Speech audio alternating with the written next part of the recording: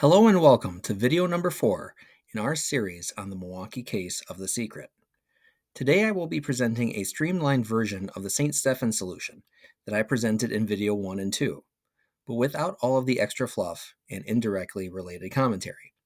I have also included a couple of minor clues that were not yet discovered in the previous productions. As you view this presentation and analyze the corresponding solution, I ask that you put an exclusive focus on the objective validity of the presented evidence, leaving beliefs, feelings, opinions, and preference at the door. This proposal will likely not conform to your personal expectations, but it will conform to all rules, expectations, and qualifiers established by the puzzle's creator, Byron Price. Please notice how all devices from the puzzle are used accurately, serve a purpose, and are interconnected with other puzzle devices. Notice how all interpretations and decisions made are exclusively the result of in-puzzle communication.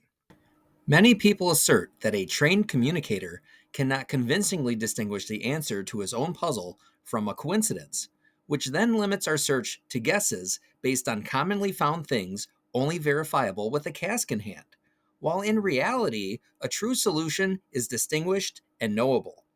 If you want to search for a 6-inch cube in the ground based on random guesses in a superficial matching game governed largely by subjective expectations, prioritizing your answer over Byron's, that's your choice, but that's not what I'm here for.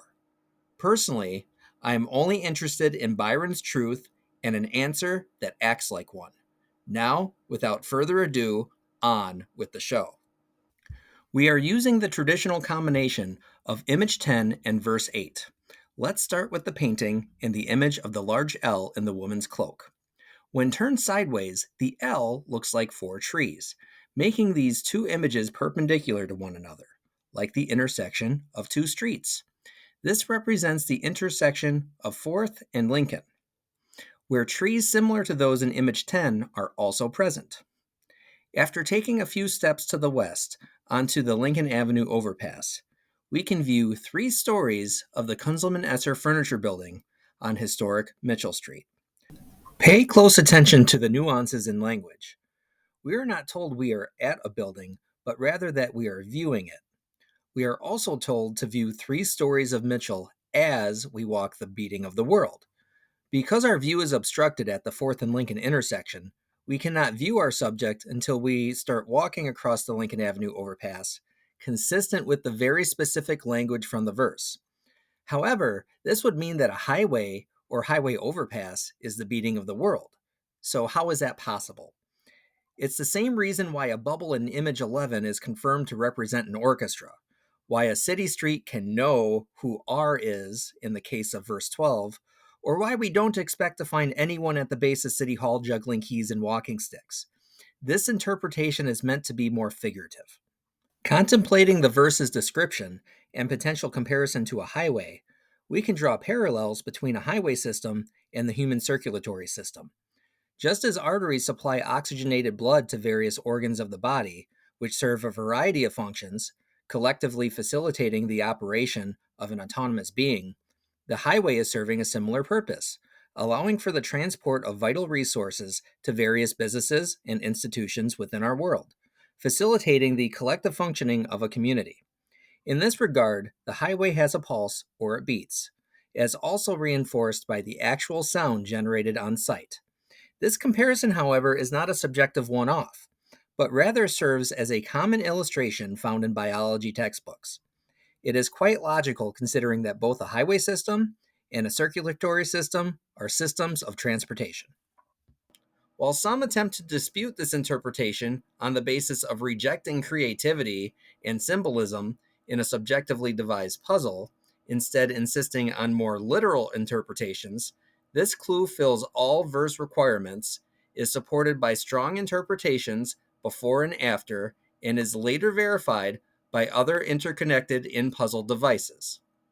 Next, the verse uses the words at and from to first establish a general location we are at, then identify a subsequent point of reference to leave from.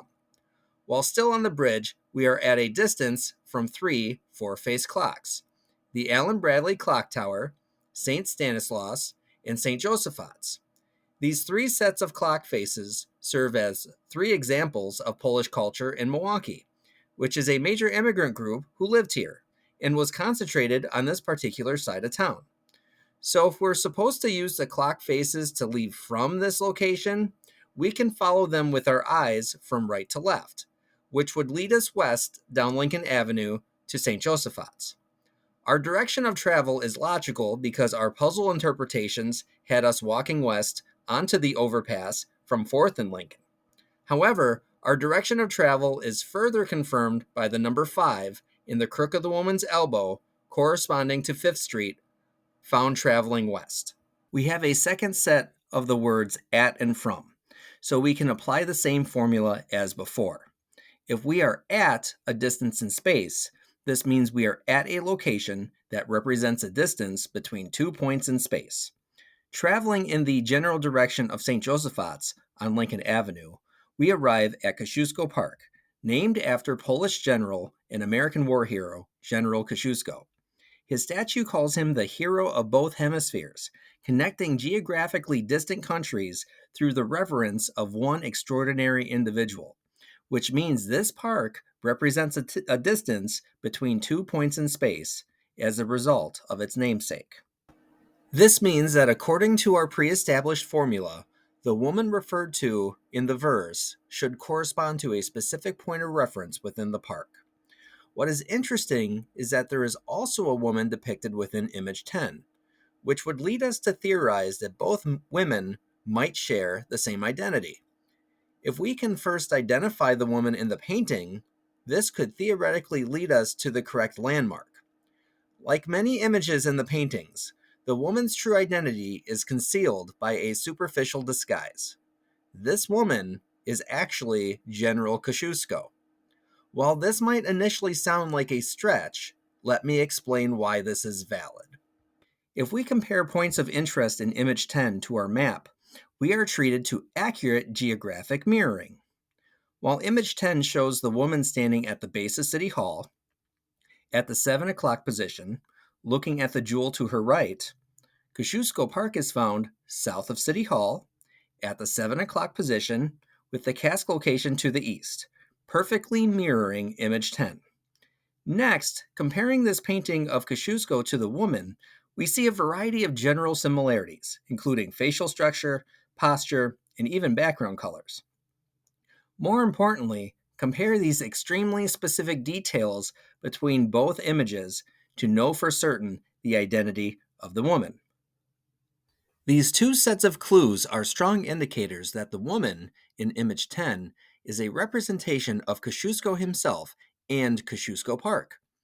So if the woman in image 10 is Kosciuszko, then perhaps the woman mentioned in verse 8 is also Kosciuszko. If true, this would mean we need a landmark that represents Kosciuszko as our point of reference to lead us to the next location. The most logical landmark to investigate is the General Kosciuszko equestrian statue for a number of reasons. First of all, it's the most prominent landmark in the park and the only manifestation of Kosciuszko. Secondly, the inscription on the statue already helped us identify our distance in space. Thirdly, we simply travel a little further west down Lincoln Avenue to arrive at our supposed destination. The woman mentioned in the verse is supposed to have some connection to a harpsichord, which is silently playing. Since silence is the absence of sound, could this clue be suggesting that there is a harpsichord reference connected to Kosciuszko that is absent from the statue? It just so happens that General Kosciuszko did write a Polish dance scored to a harpsichord. But since with harpsichord and silently playing are separated in the verse, this implies that silently playing has a separate secondary meaning. In 1982, the playground had a different location from today and was more in line with the statue. Because of the distance, the acoustics of the park, and the excessive vehicle noise on Lincoln Avenue, children actively playing would not be heard, making them silent. This playground also creates an additional point of reference to follow from the statue location into the park. Leaving the statue and following the former playground location into the park, we step on grass and thus step on nature for the first time. While the nearby looming copper domes of St. Joseph's casts a shadow onto the park, there also just so happens to be a shadowy image of a dome structure in image 10, which matches up with St. Joseph's convincingly. If we view the Kosciuszko statue from the same side profile perspective found in the painting, we discover an interesting visual parallel on site. In both cases, we see a side profile of our figure, Kosciuszko and the woman respectively, with the obscured dome structure or St. Joseph's in the background. While the positions of each subject are reversed, the parallels are evident. The painting shows the woman in possession of two red balls, one she is holding firmly and one that is floating above her hand. The firmly held ball indicates possession. It belongs to her. So if the woman represents General Kosciuszko and Kosciuszko Park, then we should be looking for a location within the park. The ball leaving her hand suggests we are to use this location to leave the park and subsequently follow the other floating objects. So then what location within the park can we connect to the red balls? Ace Boxing Club is just north of our current position and existed well before 1982. But why would red balls represent a boxing club? Boxing gloves are a logical representation of boxing, and just like the red balls, they are rounded, red, and there are two of them. So it seems reasonable to connect a pair of red balled-up fists to a pair of red balls. We can further confirm the identity of the red balls with additional connections. The floating red ball creates the silhouette of a bell on the woman's hand, while bells have an obvious connotation to boxing. When we assign the floating red ball to the location of the boxing club and compare that to our previous 4th and Lincoln and 5th and Lincoln locations, we create accurate geographic mirroring once again between the painting and the map, all the while accurately interpreting the verse. Looking very closely at the red balls, they each contain the number 5. Since both red balls represent one location, we add the numbers together and get 10, while the boxing club lines up perfectly with 10th Street to the north. So since it seems we are following the red ball to the rebus objects, and the red balls collectively identify the number 10, let's follow the boxing club north to 10th Street. Continuing north through the park past Ace Boxing Club, it just so happens that we are obstructed by a high school grandstand. At the time Byron made his puzzle, there was a grandstand here with a 200-meter track, corresponding to the line after climbing the Grand 200. Notice that it is reasonable for us to climb the Grand 200 before ascending the 92 steps, depending on how the lines are read. So the verse tells us to climb something, and it just so happens we have an obstruction to figuratively climb over to next ascend our 92 steps. Exclusively following puzzle instruction, we climb over the Grand 200 and begin at 10th Street as instructed by the red balls. When looking at the map view, we are immediately confronted by two angled streets that upon further assessment match the angles of the key and the walking stick. What this means is our interpretation of the verse has led us to the key and the walking stick, while our interpretation of the painting, in particular the red balls, has led us to the key and the walking stick. The verse and the image are taking us to the same places at the same time in a specific, linear, geographically confirmable direction. We are next supposed to ascend the 92 steps, but this is not explicitly instructing us to climb stairs. Step is a very generic word with many meanings, including a step in a process or delineated platforms, whether it is a physical stair of any proportion or segmented patio blocks, for example. Steps allow us to progress, or in many cases, ascend to a higher level, or in this case, ascend on a map to our next location. Using 10th Street as our street of travel, and using the angled streets identified as a result of the key and the walking stick as our borders extending up to 12th Street and 7th Street respectively, which gives the appearance of a staircase on the map, we are meant to count out 92 plots on the map. which takes us up to National Avenue. While there are many that struggle with this interpretation, someone please explain how this interpretation inaccurately reflects Byron's words, how image 10 is not confirming our actions, and what actions we are taking that are not defined exclusively through interpreting information from the source material.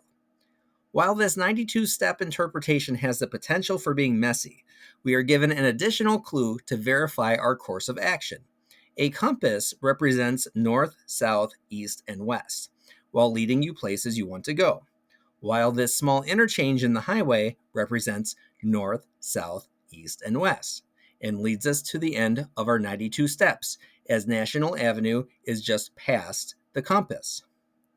As we ascend our 92 steps, we pass Walker Street, Walker Square the neighborhood, Walker Square the park, and enter into Walker's Point neighborhood. These walking references correspond to the location of the walking stick in image 10 when applying a condensed version of the map. As for the culvert, we'll save that one for later. Looking west down National, there is a highway overpass that serves as our bridge. When starting at one end of the overpass and ending at the other, we travel exactly 100 paces, as the verse says. Next, we are instructed to travel southeast over rock and soil, while we are currently north of Mineral Street and Greenfield Avenue, appearing in the same order as the verse. Also take note that if we did not ascend our 92 steps correctly and took an alternative street to the other side of the highway, we would not be north of Mineral Street and would be unable to fulfill the verse. If we travel south, then east in a stair-step fashion over Mineral and Greenfield, we arrive at 2nd and Scott. This is the location of the Allen Bradley Corporation. Harry Lindy Bradley was a founding member of the company when he was either 18 or 21, which makes him first and young. Later in his life, he was a founding member of the John Birch Society. This clearly fulfills all three qualifying words. This reference also makes sense from a topical standpoint, since the John Birch Society was characterized as an anti-communist group and the U.S. was still embroiled in the Cold War with the Soviet Union in the early 80s. We next travel west down Scott Street, passing 3rd, corresponding to the line past 3 staying west. To identify the subject of the next few lines, let's break this down piece by piece. We have 3 qualifiers to identify and accurately apply to our solution, while also acknowledging how these qualifiers contextually interconnect. First, we must find a letter. That letter must be seen shortly after passing 3 and must have a direct connection to our country. Next, our country must be the point of origin for our wonderstone. While many, if not most people, apply the term wonderstone in a very loose way, this term is specifically referenced on page 30 of the Secret: A Treasure Hunt book. The term wonderstone references the gemstones identified in the Litany of the Jewels on page 21, where the immigration focus for a particular case is paired with a gemstone. That immigration focus is likely to be integrated in some form somewhere along our route. German immigration is a logical choice for Milwaukee given its pervasive historical presence. So, in theory, we should be looking for a letter associated with a German immigration reference physically seen just past 3rd Street. As we approach the 4th and Scott Street intersection, we can see a Christian cross above the trees. A cross is also a lowercase letter T. This cross is on a historic German church. So, as of right now, this interpretation fits all verse requirements, but there's more. The next line is on a proud tall fifth. Pay particular attention to the word on. Whatever our letter is, in addition to being connected to a country and a stone, it is also on the tall fifth. This church that we have identified, St. Stephen's, is the tallest building on this side of 5th Street and is proudly displayed immediately beside the highway. This connection between the proud tall fifth and the letter from the country is also an important distinction because past 4th Street, we can see other crosses on churches across the street. So the qualifiers we are given allow us to distinguish between the right church and the wrong ones. In review, we must see a letter after passing 3 staying west, which we do. That letter must be connected to a country where a stone originates, which it is. That letter must be on something we can connect to the qualifiers proud, tall, and fifth, which it is. Those are a lot of requirements we must fulfill according to the language of the verse. Can you think of any other interpretation that so specifically fulfills each requirement of the puzzle? Next, we are taken to the southern foot of the proud tall fifth. Just south of St. Stephen's Church is a small pad of land that looks like an abstract foot from a map view. While this interpretation could be seen as superficial, we can further confirm that this pad of land is the correct casque location in a variety of ways. For now, let's backtrack to the foot of the culvert. Remember that the verse uses the word reach, and that this word was actually separated from the foot of the culvert, suggesting that the culvert is out of reach and separate from our present location. Our culvert is actually at the casque location, similar to how the Chicago and Boston cases respectively include clues in the middle of the verse referencing a landmark at the casque location. A culvert is an enclosed drainage system, while a graded sewer drain is found on our pad of land. Notice that we have 3 walking terms used twice each: foot, step, and walk. While this serves as a contextual clue to associate verse 8 with Milwaukee, similar to how the rebus functions in image 10, these terms are also used to draw an association between 2 lines of the verse. For example, both lines that use the word foot just so happen to reference the same pad of land where the casque can be found. In addition, both lines that use the word walk reference a highway, while both lines that use the word step have you travel relatively large distances north through Kosciuszko Park and up to National Avenue, respectively. Some will point out that this pad of land is not a park, which does nothing to disqualify it. The book makes it perfectly clear that a casque can be buried in a city location that is not a park. Standing at this land, we will see parallels between visual landmarks and image 10. If you will, imagine for a moment that the drain we have identified is represented by the location of the jewel in image 10. If this is true, we should see landmarks that correspond to objects in the painting. First, the flower amongst the rebus items matches the flower window design on St. Stephen's.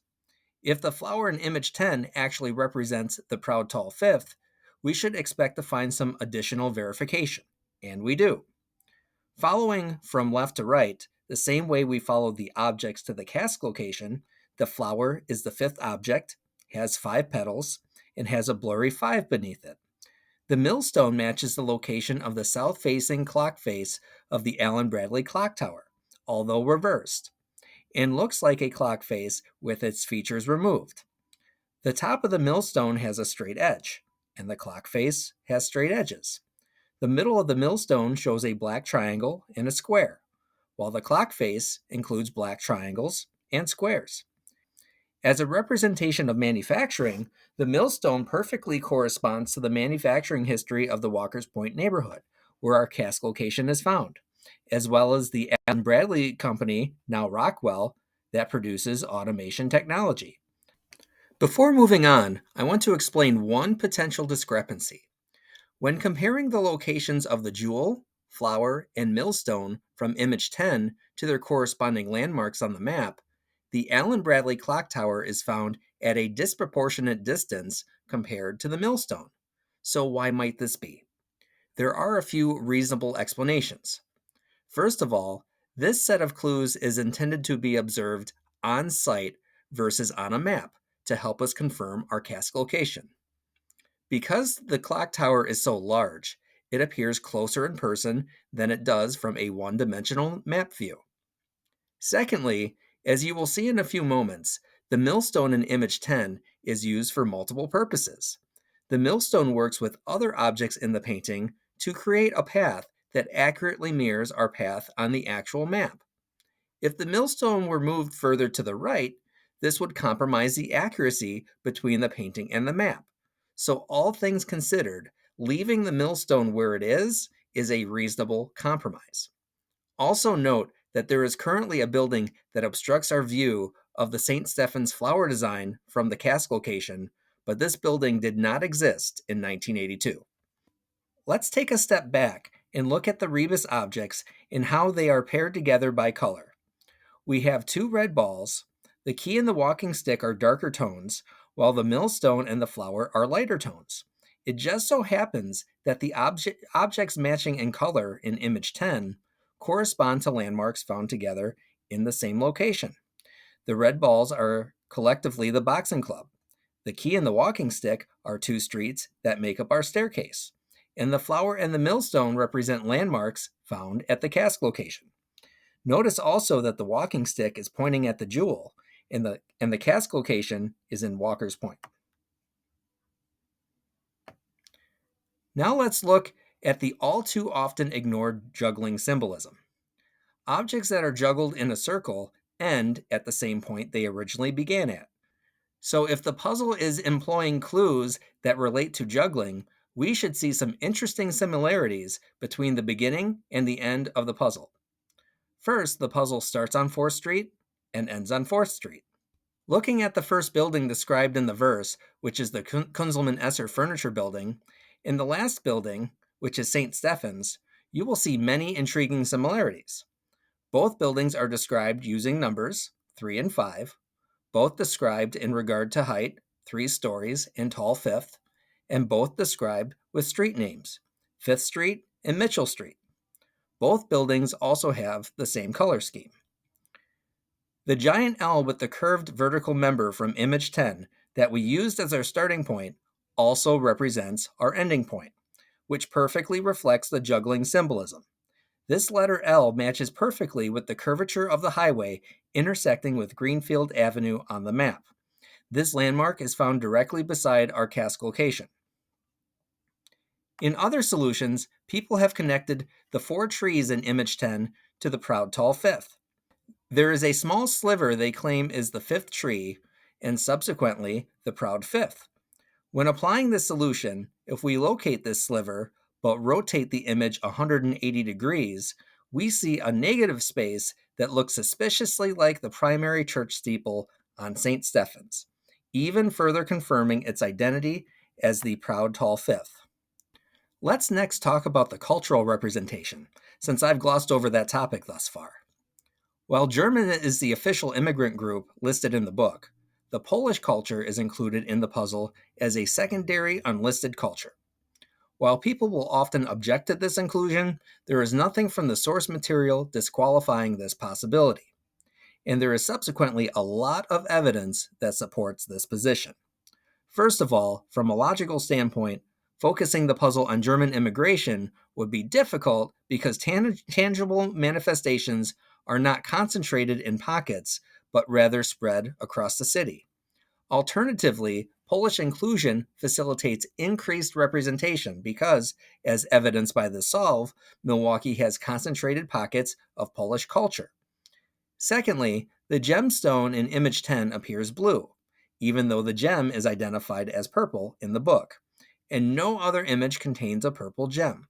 The gem in image 10, which in real life takes us to the base of a German church in a German neighborhood, is directly across from a red ball, which corresponds to a location at a Polish park in a Polish neighborhood. If combining the blue gem, connected to German immigration, and the red ball, connected to Polish immigration, in essence combining the two cultures, we get purple. In addition, while it is possibly just a coincidence, we can find plus signs on the woman's cowl between the two items we are supposed to add together.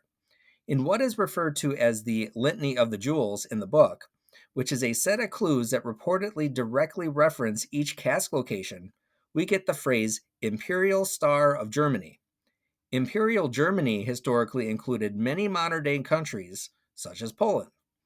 In this regard, it would be extremely unlikely for Byron to apply the word imperial and not include a secondary culture connected to Germany. It just so happens that when looking closely at the flower in image 10, we can see a 5-point star, while the flower represents a German church. So while the litany of the jewel clue is supposed to represent the casque location, we have a casque location that represents both cultures relating to the word imperial, and we have a 5-point star representing a German church corresponding to the words Star of Germany.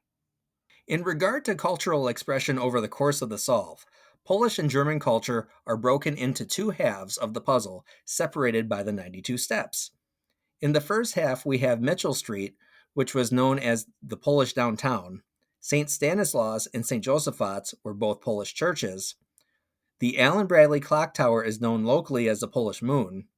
General Kosciuszko was a Polish general who wrote a Polish dance scored for a harpsichord, and this entire portion of the puzzle takes place almost exclusively in the historically Polish neighborhood of Lincoln Village. German expression is mainly found at the casque location, at the foot of a German church in a German neighborhood. Now that we have revealed the entire solution, look at the map created as a result of interpreting the verse, and compare that to image 10 when we draw a line between different objects. However, they aren't just random objects. They are the same objects we use to identify real physical locations appearing in precisely the same order as they do on the map. While there are some minor scale discrepancies between image 10 and the map, it shares the same general path with matching points of reference. As a final clue, look at the face of the woman and compare it to the design of the river system in Milwaukee. Not only do we see similar features represented, such as hair, mouth, chin, etc., but we also see 3 segments of the woman's hair emulating nearby docks. This also highlights the side of town our investigation takes us to. This concludes the evidence in support of the St. Stephen's solution. Despite 3.5 years of personal attacks, aggressive antagonism, blindly asserted dismissals, and generic catchphrases offering no substantiated claims or analytical arguments, I am still holding out hope that someone exists somewhere that is willing to help me end this legally. As strange as it might sound, I am on a mission from God, and I will not stop until it is finished. I'm not trying to prove my solution because in reality, there's no such thing. Rather, I'm attempting to illuminate Byron's solution and illuminate the objective truth, and challenging others to fairly present any evidence in opposition to these findings versus applying generic dismissals or discussing alternative theories in a vast sea of them. The secret has gone on for far too long. It's time that we end this. The secret is only still a secret because we have decided to keep it that way. It's so interesting to me. I constantly hear people say they want to find casques, but so few are willing to do what it takes to get there and are making the process exponentially more difficult. If there is anyone who wants to fairly discuss the validity of this proposed solution or offer some variety of help ending this, please feel free to leave a comment. I have also left a link to my Facebook page in the description. Until next time, take care and God bless.